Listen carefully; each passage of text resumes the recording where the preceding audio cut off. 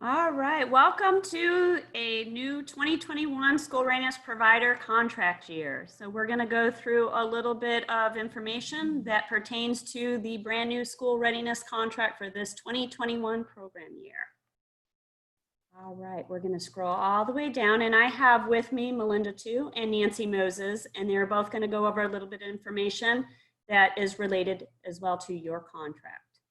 I am not going to read everything verbatim. Do not want to put everybody to sleep, but we are going to hit some important pieces, and Melinda is going to discuss some of those pieces along with Nancy Moses. So first of all, you're all here because you're interested in contracting for school readiness for this new program year. So we're going to go through the new contracts.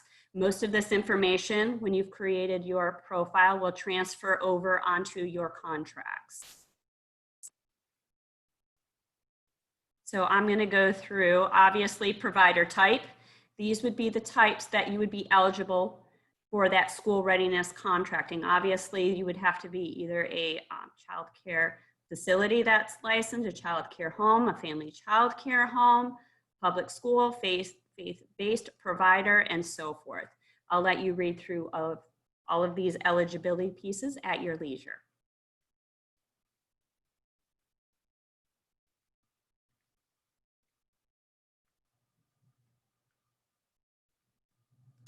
So as we go through the pieces of the contract, all of you are aware that there has been some rule changes. And Nancy Moses will touch base on that in a little bit. So in order to contract as a new provider with the school readiness program, you must come in between a 3.0 and a 3.99 this contract year. So she'll discuss that a little bit to tell you what that all entails and how they've come up with that scoring system. All right, so we're going to scroll down just a little bit here. So one of the pieces, as it talks right here, you'll get your score based off of what's called class. So that's the class composite score, and that is your classroom assessment scoring system. So based off of there, you would have a certain score that would determine where you would fall as a school readiness provider. Now, if you come in as an exempt provider, that would mean that you have fewer than 20% of children within your program as far as capacity for that enrollment. So based off of that, there are some, very few that come in as an exempt provider. Please know that once you'd have to currently be below that 20%. And once you go above that 20%, now there are some things that go along with that, that you would be required to do a class observation. And so class, for those of you that aren't familiar with class, so basically what they're looking at when they're coming in, it's those teacher-child interactions. So there's a certain score that's based off of those interactions that would determine where you would fall within the classrooms. We're not doing contracted slots, so I'm going to move past that. Obviously, as a school readiness provider, you do have responsibilities in the scope of work, and part of that is the child enrollments. So you know that obviously, as a school readiness provider, you agree that you are enrolling children within your program that would fall under the school readiness guidelines. So we'll just keep going through that. Health and safety, just know that every year you have to have, a safe environment, and you would have to have those, meet those health and safety requirements and supervision. Background screening of staff, that's another important piece, making sure that all the staff within your program are background screened. So we're going to talk a little bit about the program assessment as we move forward and what that means as far as quality improvement plans. So again, Nancy will talk a little bit more about that as we go down into the contracts and we get a little deeper in it. And then we're going to also talk a little bit about what the QPS system is.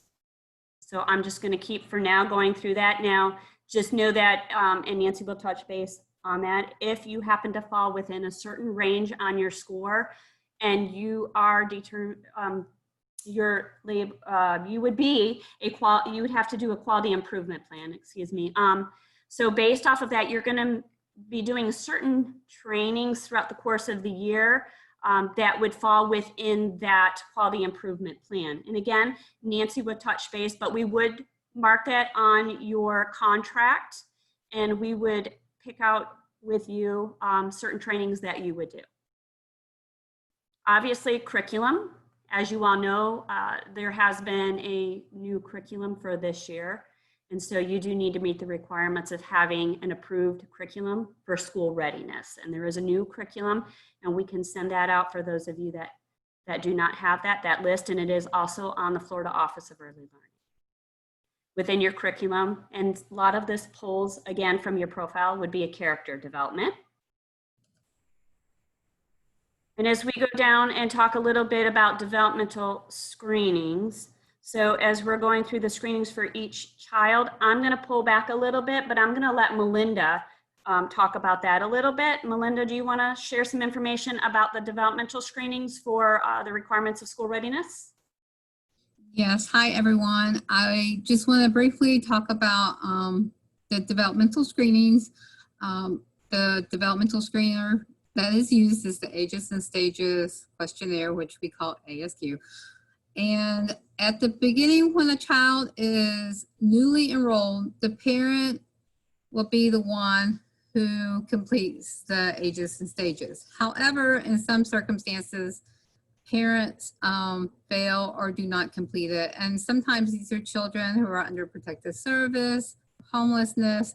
So if we do not get initial screening from the parent, we're going to reach out to the provider where the child is enrolled to ask to complete the screening within the 45-day calendar days. So you might get a notice asking to screen this child, and that would be the reason why. So after that, all providers are required under rule to screen each school readiness child birth to 5 on their birthday month. This is extremely important that all children are screened on their birthday month. If it goes past their birthday month, the screening's past due, and then we will have to follow up with the provider. And sometimes this could lead to a payment being withheld, or the provider would go on a corrective action plan. Thank you, Melinda. And then obviously I'll let you read at your leisure: prohibited forms of discipline and child immunizations and health screening. So you can read through that. Your program operations, obviously meeting all of the requirements that fall within your program operations, and I'll let you read that. Workers' compensation and reemployment assistance. I know we get a lot of calls and questions about this, so just know that as a child care facility and center, you are required to have workers' compensation and reemployment assistance. So the workers' comp would be if you have 3 or more employees that are within your program, either they be full-time or part-time, you are required to have workers' compensation.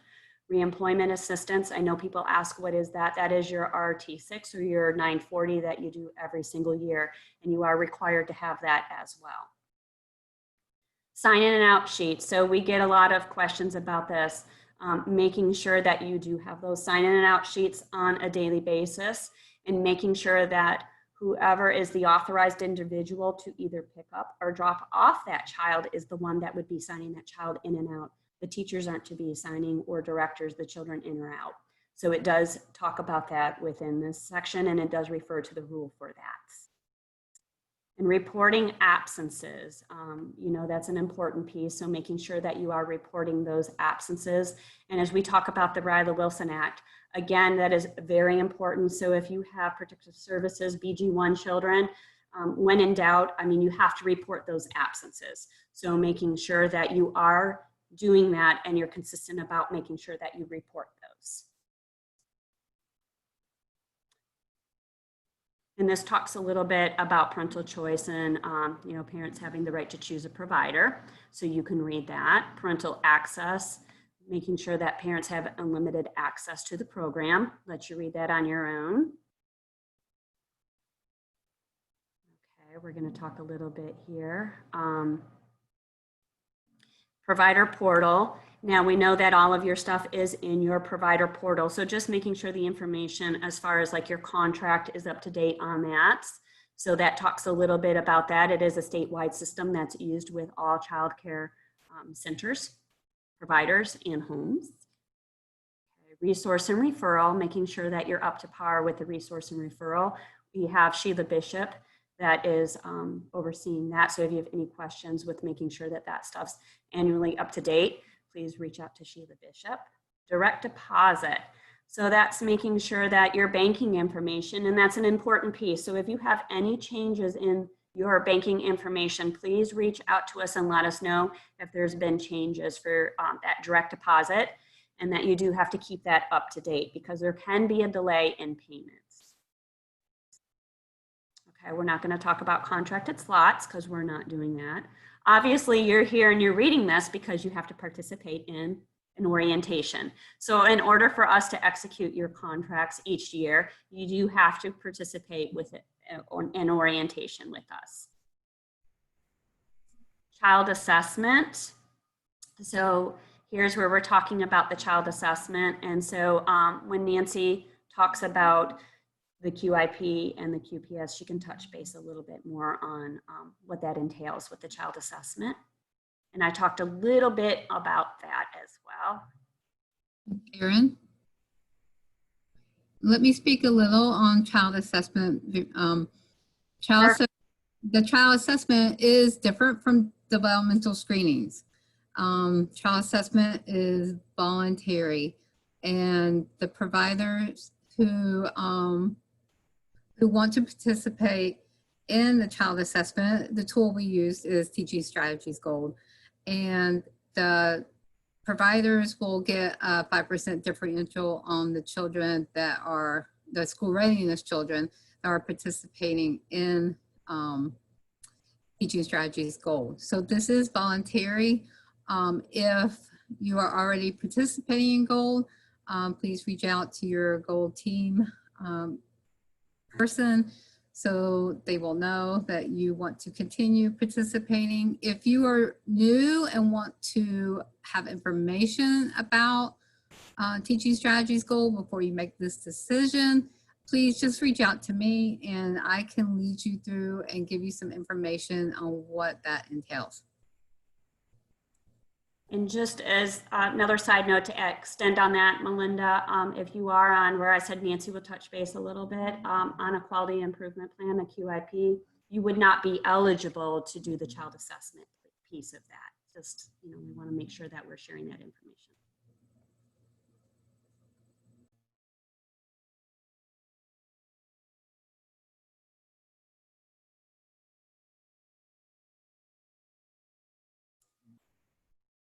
And as I was saying about the child assessment again, and I don't know, it kind of went off for a minute there, for the child assessment piece, we were saying that for the child assessment piece, if you're on a QIP, you would not be eligible to participate in the child assessment. Okay, we're gonna roll just a little bit. Just very quickly, even if you're not eligible to receive the 5%, you can still participate. We do it outside of the contract, but you, if you still are interested and say you want to get going in Teaching Strategies Gold, so when you come off a QIP, then you'll be ready to go and know exactly. So we do offer that option also. Thank you, Melinda. Okay, we're just gonna move. And this talks a little bit down here, which is great, gives you a little bit of information when, you know, payments due, when your due dates are, tasks and activities that are due. So all of that is within your contract. So again, refer back to your contract if you have any questions. A lot of the information and everything should be in here throughout the course of the year of those expectations. Okay. And again, where Melinda had mentioned those screenings, it is mentioned again here. It's several times within your contract. So it is again here as well.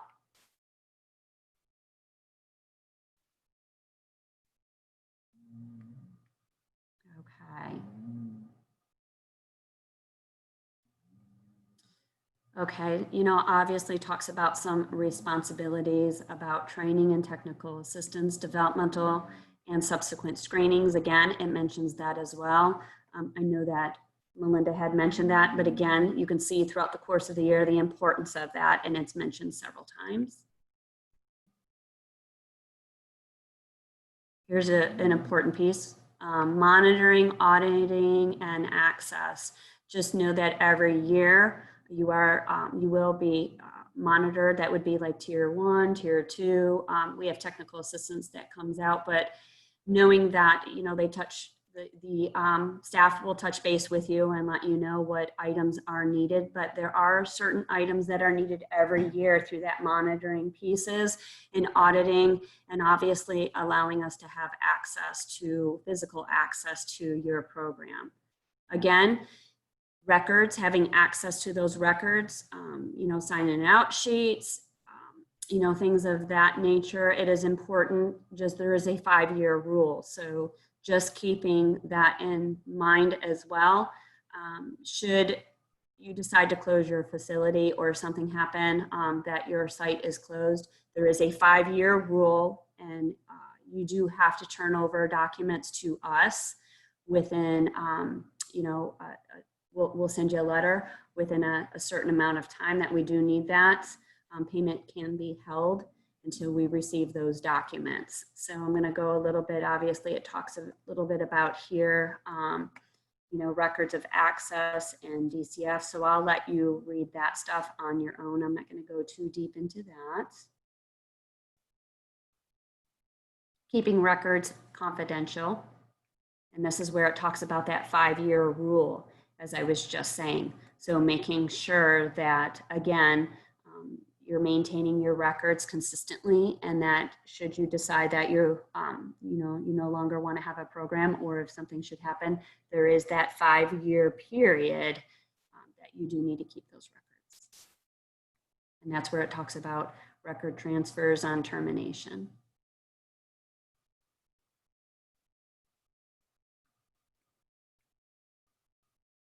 Okay, and this talks about payment and gold seal rate. And so there are some providers that have the gold seal rate. And then the quality performance incentive rate. And again, Nancy will talk about that a little bit more, but based on where you fall within your score that we were talking about, that does have an impact on your quality performance incentive rate. And then this is where Melinda was talking about that child assessment. So as we were talking about that, should you be eligible for that, there is an additional differential that goes along with that as well. So there are some exciting stuff that happens. I'm going to have Melinda talk a little bit about special needs. So she's going to touch base on that. Melinda? Yes, the special needs rate, there is a different rate that a provider can achieve if you have a child who has identified special needs. There is a process that the coalition goes through to make sure that that we can give you the special needs rate. So if you have a child that might qualify for this, please reach out to me so I can go through that process with you too. Thank you, Melinda. And this I'll let you read as rates and fees for parents. So there are some things that go hand in hand with that.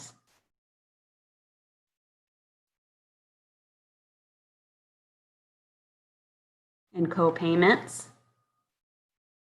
So please make sure that you're reading up on that. I'm not going to go into verbatim with that, but you do need to read up on that and know about that. Holidays. This is another big one that I want to discuss with you all. So knowing that, you know, with your contract each year that your holidays do change, but making sure that your holidays are within your portal and that they are showing up on your contract. Please know that your holidays, if they're missing or incorrect, again, that can hold up your payment. So it is really important, once your contract has been initiated and it's ready to be executed, refer back over to your holidays, make sure that you do have the correct holidays within on your contract within that exhibit.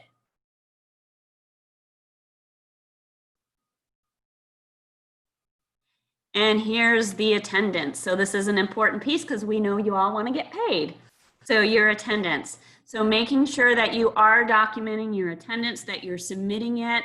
It needs to be that third business day of each month. You don't have to wait till the very last day of that third business day, because just know that if there's a bunch of people within the system, it gets bogged down and you know, it can go out. So just even when you're submitting each month, if the system is giving you a hard time, look at the time of day that you're within that mod system. If it's a busy time of day, you know, you're going to you can run into some issues.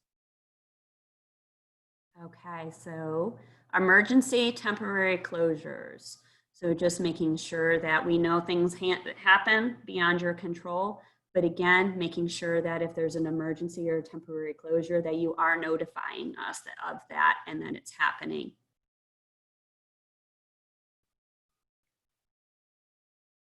Okay, some of this stuff here, I'm going to let you read on your own, where it talks about, you know, disallowed cost, reconciliation, different agencies,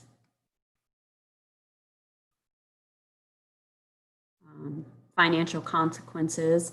We just know that if there are, you know, it talks about right here, result of failure to provide a minimal level of service required by this contract of yours, the coalition shall temporarily withhold reimbursement. So keep that in mind. And that falls along with noncompliance, probation, and termination. So as we talked about that a little bit, just know that there are instances, obviously noncompliance, it happens, but just making sure that you are complying with the terms of your contract, and that there can be financial consequences associated with your contract and up to termination of the contract. Probation, again, depending on if there are class violations, goes a little bit. There could be up to a 6-month probation period with the coalition. Termination of cause, I'll let you read through that. Notifying us, you know, obviously written notice if there's emergency termination, at least 24 hours prior to your termination. So letting us know about that.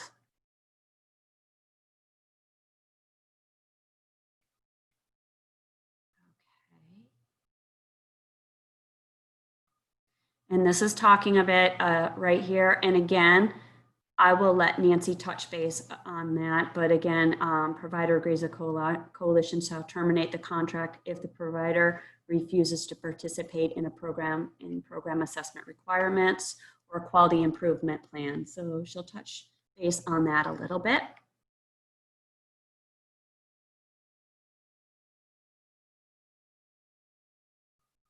Okay, I'm not going to go too much into the revocation piece. Let you read that on your own. Termination of contract by you as a provider. Should you decide that you are going to terminate your contract again, please give us at least 30 calendar days before you decide that you're going to be doing that termination. You know, we've got to move children, so it is really important. There's a bunch of things that go on the back end, so we are asking that at least 30 days out that you please notify us.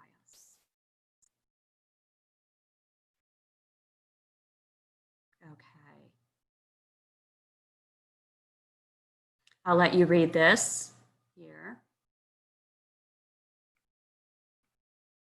Fraud, just know that you can read that on your at your leisure, but if you are found, you know, fraud investigation, if you're found like suspected of fraud, talks a little bit about that, or USDA, things of that nature.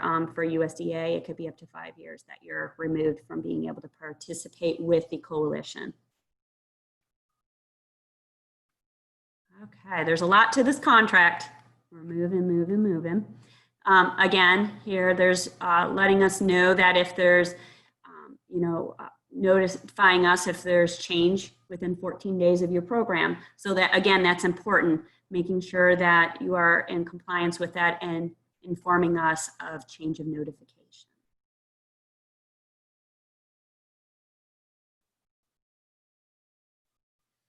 And again, for program assessments, there is as you fall into a certain range within your score, and we'll touch base about that a little bit. And I talked about class, which again was that teacher-child interactions and having a second program assessment that is on here.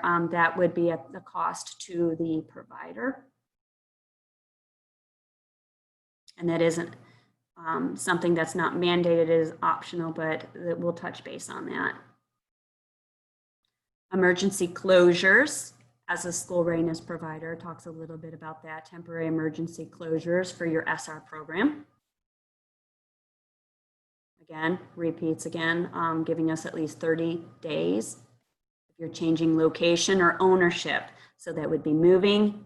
You do need to notify us and let us know, because it does take some time for us to process and move things around. Unusual incidents. So we do get calls on that. Just want to touch base on this. So as some people are, well, what's an unusual incident? When in doubt, just call and let us know. So you agree to report an unusual incident to the coalition by no later than the close of business the next business day of the unusual incident, and to submit something in writing to the coalition within 3 business days from the date of the incident. So please make sure that you are doing that. And if anything happens and you're not sure, call us, let us know this is what happened, and then send us something in writing. Disqualification of public assistance fraud, you can read that on your own.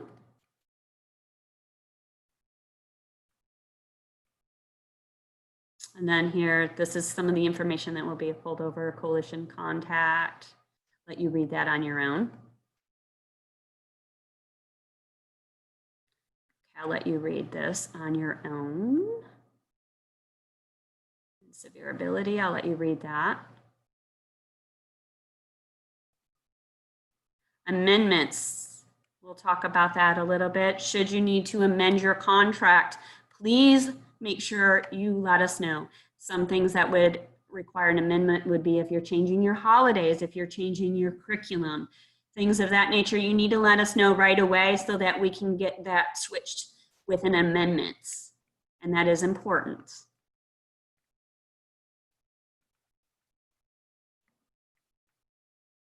And the execution of the contract, making sure when you are getting ready to sign off on your contract, we see this, you're going to put your signature, your print name, and make sure that you enter your title in. We've seen a couple of, quite a few times where people put their name in where the title is. Please make sure that when that pops up that you are typing in, it'll tell you title, you're typing in your title.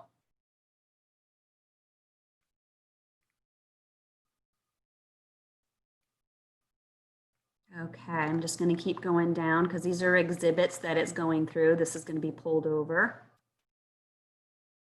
Child care rate, single seal, all this fun stuff. This talks a little bit about the quality improvement plan that Nancy's going to talk about. Should you fall in a certain range within your score, that would require you to be on a quality improvement plan. This goes through what strategies would be selected. Again, I know there are a number. You're not going to be doing every strategy on here. I know it looks like there are quite a few. You would be selecting the strategy that best meets your program within with your teachers and staff.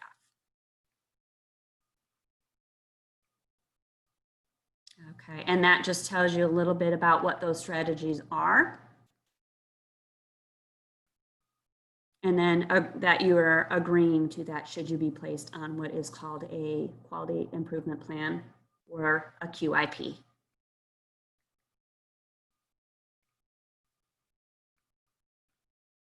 And who would be required to complete that QIP. Again, Nancy's going to touch base on that, so I'm not going to get too deep in the weeds on this section. And this just talks about when things are due.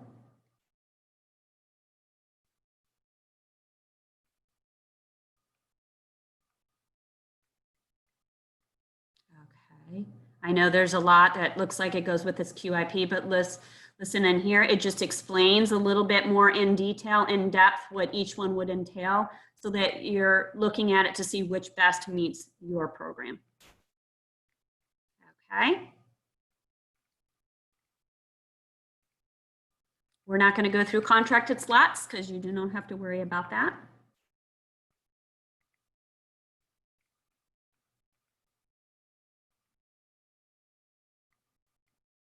And this is where we were talking about, like, if this stuff will pull over from your contract, but when you're looking at your rates, making sure that your rates are not blank, double check your rates, making sure that whatever services that you're providing within your age group, that it is correct and that is pulled over to your contract correctly. So double check it before you sign off on that. You can view it, make sure all of your rates are in there correctly.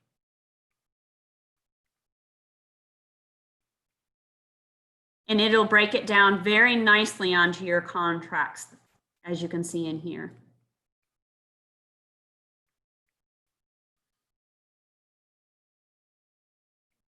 All right, I'm going to keep going. There's a lot that's on here. And you can see here, like, it talks about differential rates and all of that. So that's going to pull over. All right, moving on. Your holiday schedule. Double, triple, quadruple check your holidays. So looking and making sure that your holidays are all correct that you've taken for this coming up program year. There are 13 that you can choose, but there's 12 that are allowable. So making sure that you have, there'll be 13 that you can look at, but up to 12 is what you'll select.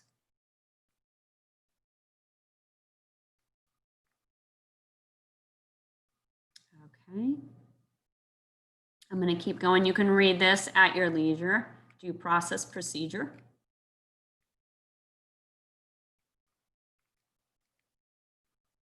And we are almost there, folks. Here's your holidays. So if you look in here, you can see the holidays that are observed for this coming up year. Should you need anything or need this schedule, it has been sent to you all, but we would be more than happy to send it out to you. And if you have any questions, you can also reach out to contract manager at elcpolk.org. Okay. Now, again, a couple of little, I'm going to have Nancy get with you on the quality performance system, but a couple little things that I'm going to share with you really quick. Again, if you're in the provider services portal and you get locked out, just know that it resets within 15 minutes. So you'll be able to go in, and then when you're submitting your attendance, if the child is not listed on your attendance, check your enrollments page and your screen to see if the child's been terminated. So you want to make sure with that.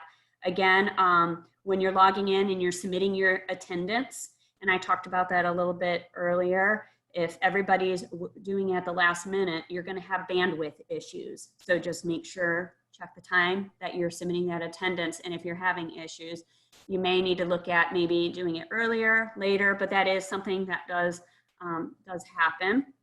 And then I talked a little bit about double checking your holidays and your rates and your banking information.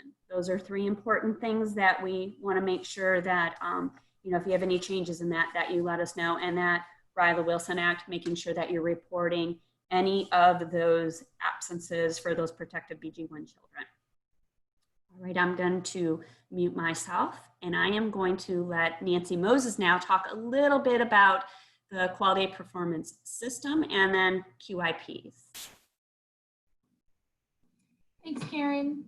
The quality performance system, you can see the website for it right there. This is, for most of you, you should be familiar with this. This is the system that we use to keep track of all of your staff, your instructional staff, as well as your classrooms and what teachers are assigned to each classroom.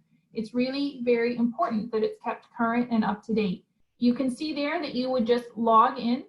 If you do not remember your username or password, please just reach out to your quality specialist. She can help you find that information, or she can even help you reset your password. But a new thing that's really important this year is that every provider must submit their roster in the quality performance system every month. So we're asking that you do that by the 15th of every month. When you go in to do that, you're going to look at your classroom tab. Make sure you still have all of those classrooms. I know things have changed a lot lately. Maybe some classrooms have combined, or maybe you'll have a chance to add additional classrooms. Make sure that the classroom tab is correct and that the teachers listed in each classroom are correct. Do the same in the staff tab. The reason this is so important is that this is the information that we use to determine which class assessments, which provider assessments to do for you when we come out. And if we have the wrong information, we'll come out prepared to do an assessment. If the information is in your quality performance system is not correct, we can't do the assessment. And that could really delay your assessment process, which obviously rolls into your contract process. So you do not want to delay that, but it's critical that this is done every month. Last year, it was only for certain providers that were in certain programs, and it was tied to payment if it wasn't completed each month. So it's very important that you do that. So you're going to look at the classroom tab, the staff tab, make any changes, and whether there are changes or not, you're just going to click that purple submit roster button. It's super easy, but you do have to remember to do it every month. So we just recommend to providers, set yourself a reminder, like on your phone or your calendar, your computer, that you do it the first week of the month or so. That way you don't get behind, and just make it a regular part of your business practice is that you go in every month and check on that.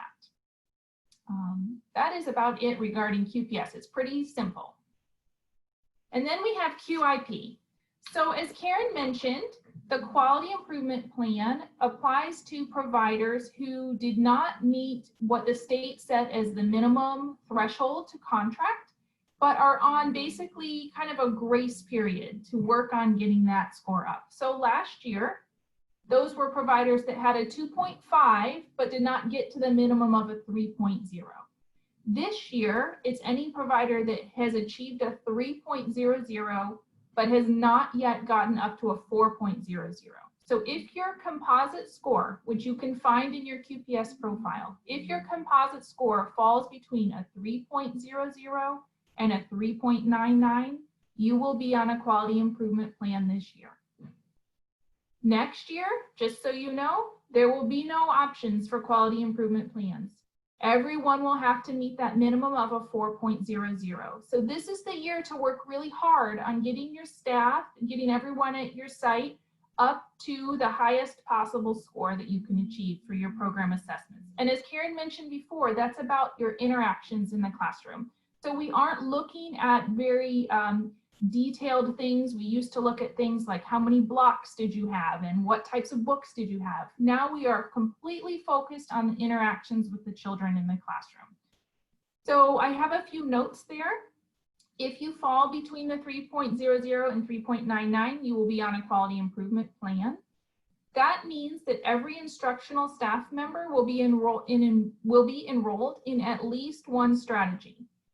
Sometimes you'll be enrolled in more than one strategy, depending on the specifics of your score. The strategies are classes, it's coaching with us, it's different opportunities for you to grow and improve as a professional in early childhood. So we really want you to think about that and think about what you can do with your staff to work on those improvement strategies. We are going to be holding meetings, and the meetings will be recorded, so it'll be offered to you at another time, but everyone that's on a quality improvement plan will attend or review those meetings, which will go into lots more detail than we're going here, and will also complete a quality improvement provider agreement. So if you are unsure if you fall in this category, reach out to us. If you know that you fall into this category, you'll be hearing from us very soon. And we want to work with you on getting all of that set up and squared away so that you can have this contract year to work on getting your score up so that you can contract with us again next year. So I think the big takeaway from this is that the minimum score continues to rise, and that the best thing that you can do is to enroll your staff and yourself in as many professional development opportunities as you can. Thanks, Karen. Thanks, Nancy. So that is the conclusion of our provider meeting, and we all wanted to take the time to thank you for everything that you do with the children within our community. We're glad and excited to have you come in for this lovely new contract season. We're excited. And if you have any questions, we're here to provide assistance. You can reach myself at the contract, like I mentioned before, contract manager at elcpolk.org. If you're running into issues with your provider services portal, you can always reach out to help desk, and that's HELPDESK at elcpolk.org. Thank you. Anything else anyone else wants to share? If you have any questions with child assessment, developmental screening, special needs, anything, you can reach out to me at Melinda 2. My phone number is 863-577-2450 at extension 329. Thank you. Enjoy the rest of your day.